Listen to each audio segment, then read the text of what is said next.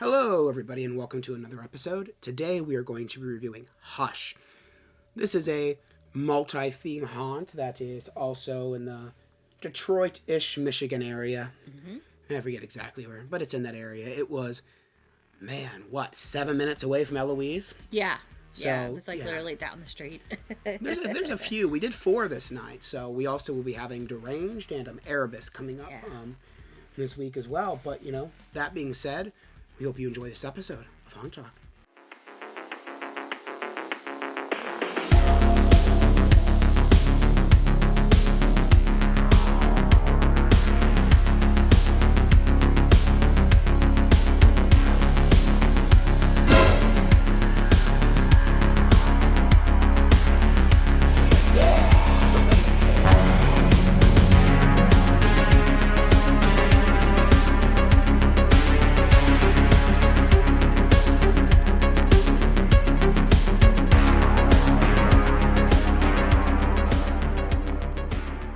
So yes, Hush is, I don't exactly know what it's inside of. It's kind of like maybe an old factory? It's in like an industrial... It looked like it was kind of like maybe like a old factory building. Because it kind of was kind of an industrial park-ish kind of area. Yeah. One thing is parking here is weird. So now that when you arrive, when we get there, there's like, oh, this parking lot's full, but they made us pull into this parking lot, which is a big U, like a big U. And they're like, parking's full. Here's a map on how to get to the overflow parking, and a shuttle will get you. The problem is instead of giving people the pamphlets where everyone's pulled over on the side of the road trying to get in, they wait you pull into the parking lot, and everybody was like, oh, well, no, I'm not going to just drive around and go to where you have to get the shuttle. I'm going to just stop in the middle of this and wait for someone to plaque out so I don't have to park as far away. Right. And so, we ended up getting stuck in this parking lot for a while. We're trying to leave and get a spot. So just so they know, if you go on a busy night, parking might be something. Yeah. But yeah, so this place boasts 4 attractions, which we'll talk about. We'll get into that more in sets and props. And they also, this is one of those places where they have all these different secret bars. I think there's 4 secret bars as well. 3. Was it just 3? 3. That you have to pay an upcharge for to go find. And some of them are in the middle of the haunted houses. So...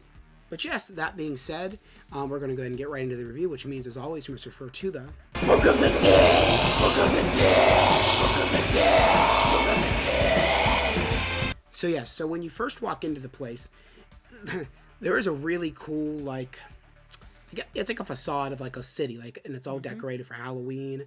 It's the Hush Falls Harvest in the Falls Festival. Now, this is listed as one of the 4 attractions, and it's literally where you wait for the queue line. Yeah. Now, there are performers and stuff who are waiting in the queue line, and there's one of the secret bars that you have to do an upcharge for. That we did not go into the bars, so we won't be able to talk about them. The 2 that I kind of saw inside of look neat. I didn't look at the drink menu or anything because we were doing 400 houses this night. We did not want alcohol or anything like that, so we skipped on that this time. Looked fun, though, because, again, we like doing that kind of thing at Factory of Terror. I do like Factory, you don't have to pay extra to go into the bars. Because also, I will say, maybe it's probably more of a value thing, but just thinking about it, it doesn't include any drinks. You're paying a $10 upcharge to be able just to go, then give them more money for drinks, which I'm like, it's kind of weird. I think they just make the bars more available and they'd get more revenue because more people would just be going into the bars, check them out, and then probably buying something. But right. I probably would have had a drink somewhere if I didn't have to pay $10 just to go see them even. But yeah, that's beside the point. Then they had the second theme they say was Abyssal Shrine. This was kind of cool because it did feel kind of Legends of the Hidden Temple-y. Yeah. You enter first through a mansion, which is a photo op, but then it quickly kind of changes into this to this theme, I guess, which kind of a temple. Yeah. You actually, it's actually a hotel that you enter into. Oh, yeah, that's right. It is a hotel in the thing because you take a elevator, and then after the elevator is when you get to this Abyssal Shrine thing. The entrance is very, very similar to Tower of Terror. It almost looks identical to even the the queue line font type, area. Yeah. Which I mean, it was pretty cool because I love Tower of Terror. But it was very, like he said, the hidden temple kind of thing. It was really cool. There were a few things in there that were pretty cool. Yeah, there was a sewer section, and when you were walking on it, there was one of those grates that go boop. Yeah. If you've ever been to Mystery Mansion at Gatlinburg, kind of like that, where they tell you to go look for the balcony falls to try it, and it scares you. Similar to that, and it kind of makes it seem like it's going to tilt you into water.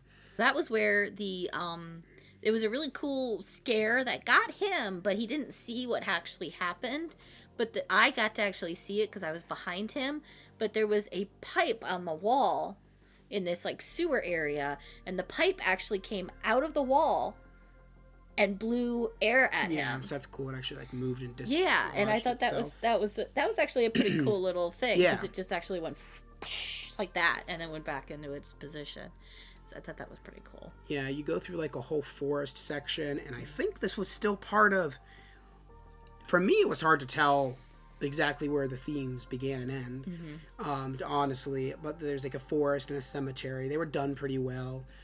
I feel like there was a little bit. It was a little rough around the edges and parts. Like some scenes, like for example, there was like one hallway that there was basically nothing in. It just was the building.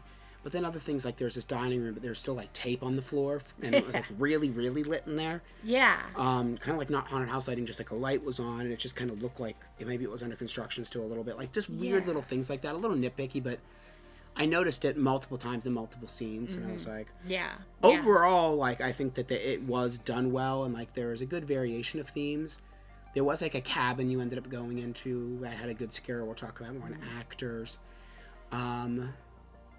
There was like a mansion. That's like because there was like a queue line. Because again, it shows 4 attractions, one being the queue line, and then 3 haunted houses.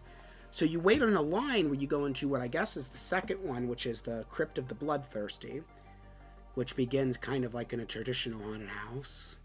But you're actually in a separate queue, and someone opens a door, and you go through all of that stuff. And again, there is that dining room table, and like it opens up, and zombies come out of it. And then the last theme is like monsters, which again, kind of that Universal thing, kind of like they were like classic, like Universal monsters. It was kind of cool when you entered that one because you're kind of going up a hill and there's all these Frankensteins.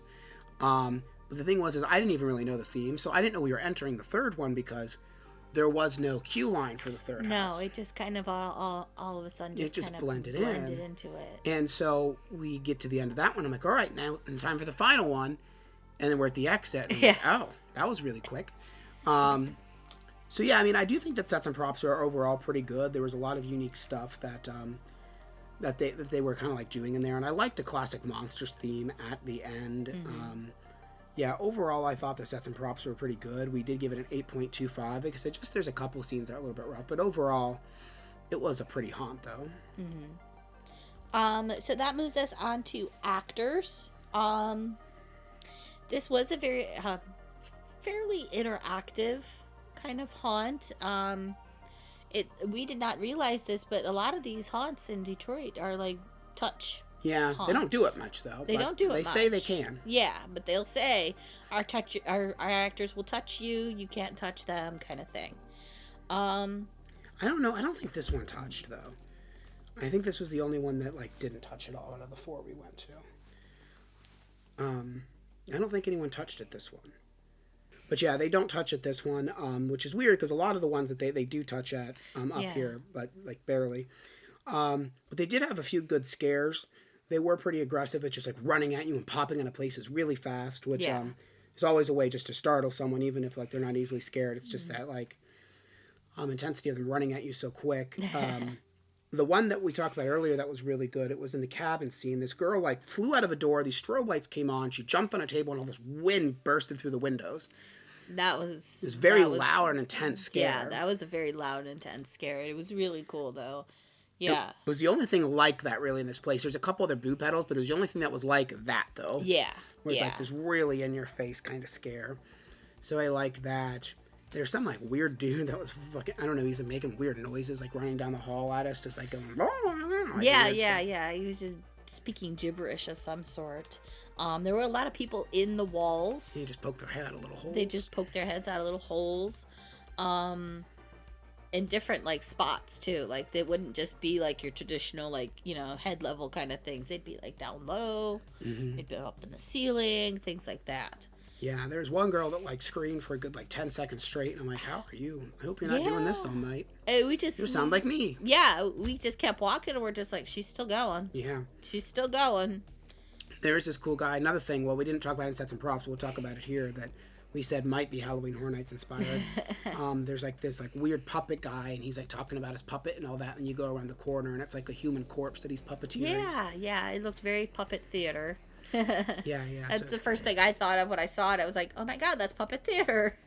Yeah, but overall, the actors were fairly inactive, and we did like them. There was a bit of dead space, and this place became a conga line many times for us as well. But they did at least a decent job of not always scaring people in the front of the line, which was a completely of Eloise. They were trying to get people in multiple sections, and they were putting forth a good effort. Actors, we gave them a 7.5. We thought the actors are pretty good. So that brings us to scare factor. Like we said, there were a decent amount of jump scares. They don't touch here, so that's not really a big thing. It wasn't super gory. Like, there was a couple places, but not like anything like really like... Yeah, nothing real crazy, because the themes... Yeah. Which, again, the themes don't really warrant it so much. And, I mean, I'm sure there's some gore, but, nothing like Slaughterhouse theme. So, if you get disgusted. They didn't really use, scents either, so that I remember, at least. Any, real strong sense of, rotting corpse or something like that. Yeah, no, I don't remember any smells in this one, actually. Yeah. It wasn't really loud. I actually feel like I remember thinking, that one could... some things could be turned up a little bit in here, because I feel like some things bled a little bit between scenes. Yeah. No, I could definitely hear people in other areas getting scared, or an actor screaming from a different area. Yeah. It kind of took me out of what we were doing, and I was like, what's that, So, yeah, they probably could have done something where, you don't have, not be able to hear the person in the next room or whatever like that, But yeah, overall, we did feel it was decently scary. So mainly because of just the actors being fairly intense, but nothing too crazy. So we gave it a 7. So again, above average as far as scare level goes. Now value, it took us 17 minutes to get through. It was $32.99 for general. It was $44.99 for fast pass. Immediate pass was $56.99 with fees. Yay! Because again, it's online, and fees. That's what we do now. It's such a pet peeve of mine. It really is. Just put it into especially when they're even prices. Eloise was and $5 fees, and it's just make it the ticket price. Right. I don't care that you have to pay somebody else to sell me the ticket online that you're forcing me to get. Anyways. So yeah, value, we gave it a 6.75, mainly because of the length of it.